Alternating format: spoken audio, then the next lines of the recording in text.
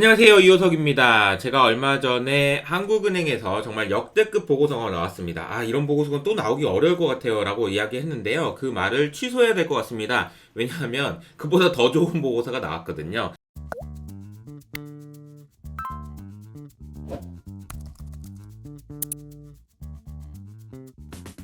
주말 동안에 나왔던 초저출산 그리고 초고령화 사회에 대한 원인과 영향, 대책을 분석하는 보고서가 나왔는데요.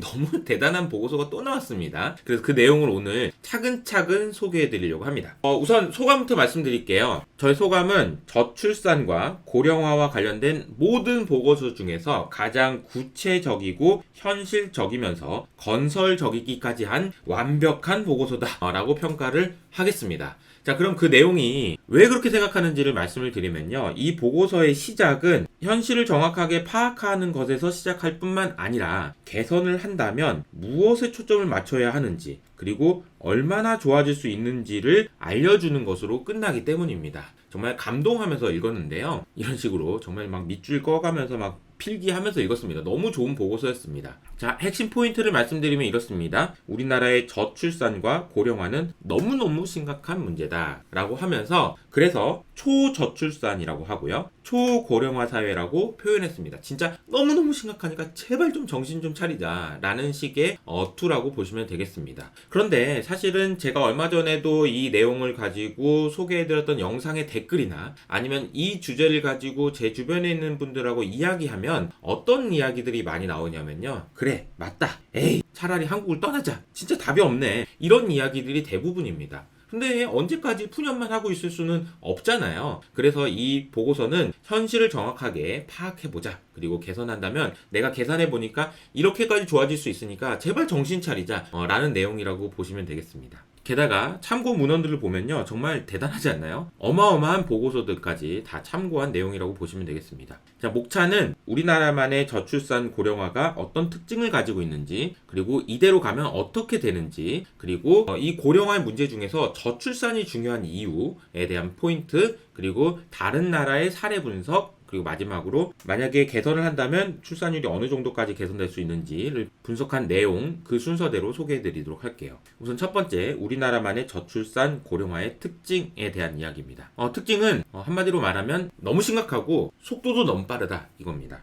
2021년 기준으로 OECD 회원국들의 합계 출산율을 보면요. 이 그림 많이 보셨을 거예요. OECD 평균이 1.58명인데 우리나라는 2021년 기준으로 0.8명, 지금은 0.78명까지 떨어졌다라는 거죠. 그런데 우리나라만 가지고 있는 가장 큰 특징 중에 하나가 이 속도가 너무 빠르다는 겁니다. 1960년대에 6명이었는데요. 지금 0.8명까지 떨어지는 속도가 다른 어떤 나라하고도 비교할 수 없을 정도로 빠른 속도로 빠지고 있다는 것이 첫 번째 특징이에요. 그럼 출산율이 하락한 이유가 뭐냐라고 생각을 해보면은 둘 중에 하나겠죠. 결혼을 안 해서 아니면 결혼을 했는데 아이를 안 낳거나 덜 낳아서라고 볼 수 있는데 그냥 단순하게 해석한 것이 아니고 실제로 이철희님의 논문을 참고해 가면서 크게 세 가지로 나눠본 거죠. 결혼을 안 해서 그리고 결혼을 하긴 했는데 아이를 안 낳거나 세 자녀가 두 자녀나 한 자녀로 줄어드는 것처럼 자녀의 수가 줄어들거나 덜 낳거나죠. 이렇게 분해해서 보니까 이런 그림이 나왔는데요. 우선은 여성의 미혼율 추이를 보니까요. 결혼을 안 한 비율이라는 거죠. 1990년대에는 8% 정도였던 수준에서 32%까지 크게 늘어났다라는 겁니다. 30대 때는 90년대에는 4%만 결혼을 안 했었는데 지금은 30%가 결혼을 안 하고 있다라는 겁니다. 그리고 기혼 여성 중에서 무자녀,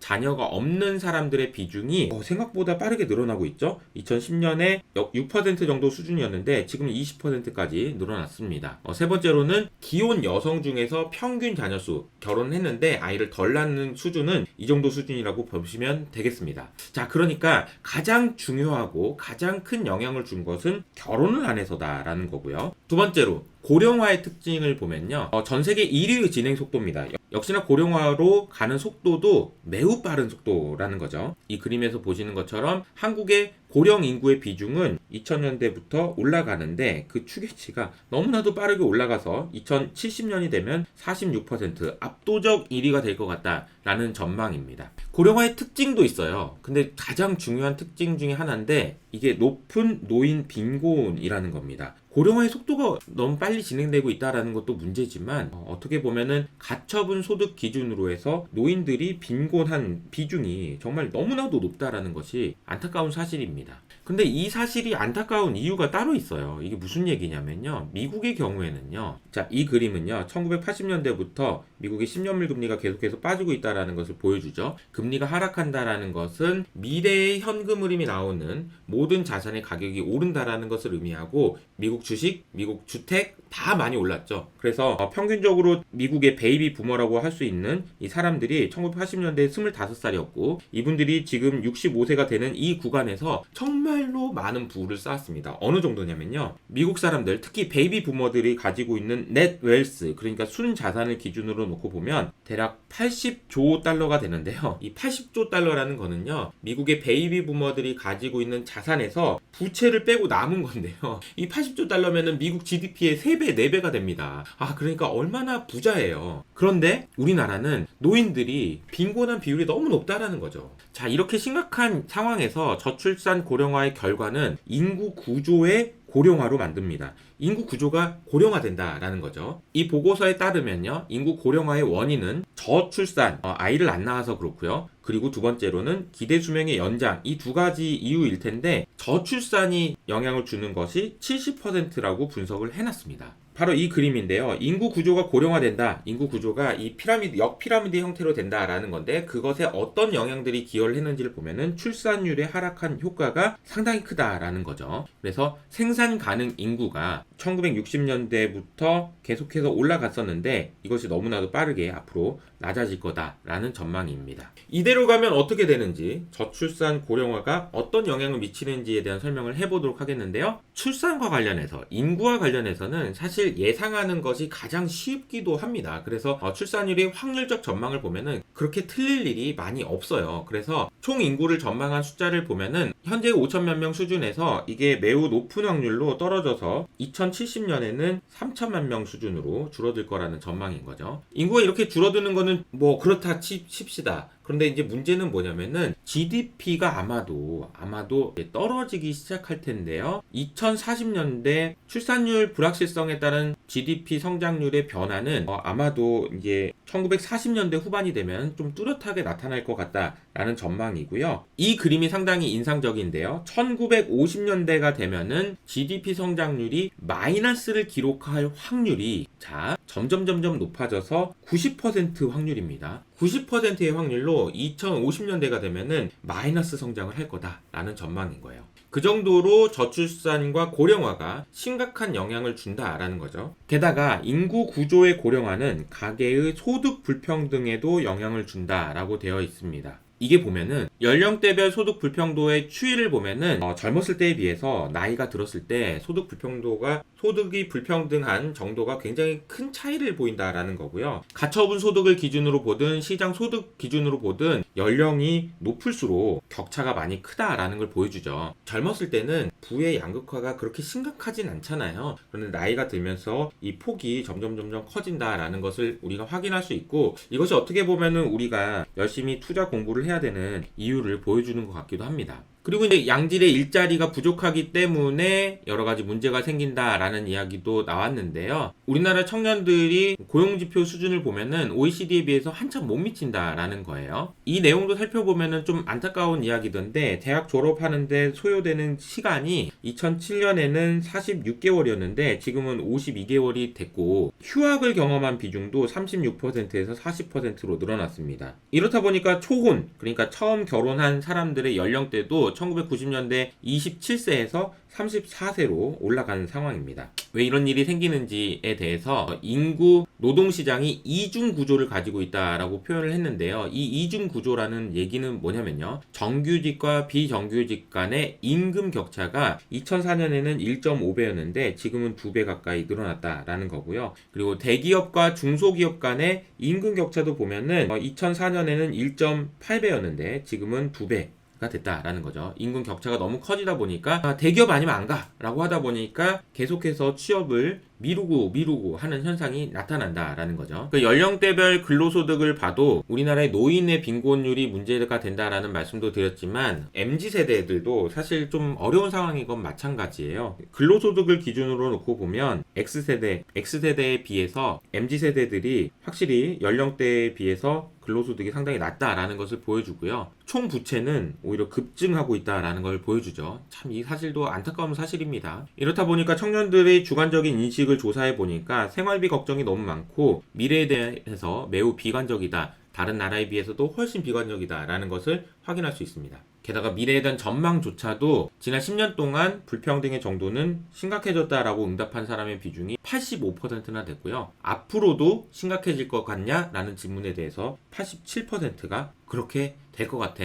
라는 대답을 했습니다. 그렇다면 개인 노력에 의해서 계층 이동이 가능할까? 이야기해보니까 70%가 아니 라고 대답을 했고요. 그 자녀 세대의 사회적 지위가 높아질 가능성도 낮다 라고 굉장히 비관적인 전망들을 하고 있다는 것을 확인할 수 있었습니다. 자, 저출산의 원인이 결혼을 안 해서라고 얘기했잖아요. 근데 결혼을 하지 않는 이유는 결혼은 하고 싶은데 상황이 여의치 않아서가 많았습니다. 취업이나 생활 안정, 그리고 집안 문제, 내 집 마련 등의 문제 때문에 결혼을 하고 싶어도 못한다라는 이야기인 거죠. 그래서 합산 출산율을 기준으로 놓고 보면 사실 이 그림에서 너무 명확하게 나오는 것이요. 세종에 비해서 서울이 출산율이 굉장히 낮다라는 걸 보여주죠. 그 내용을 보면은 인구 밀도가 높을수록 경쟁이 심하다라는 것을 알 수 있고요. 그리고 인구 밀도가 높을수록 출산율도 낮아진다라는 것을 알 수 있습니다. 다른 나라의 사례 분석도 해가지고 출산에 어떤 영향을 주는지도 분석을 했는데요. 정책 대응 논의를 위해서 OECD 국가들의 출산율 변동 요인을 다 분석을 했습니다.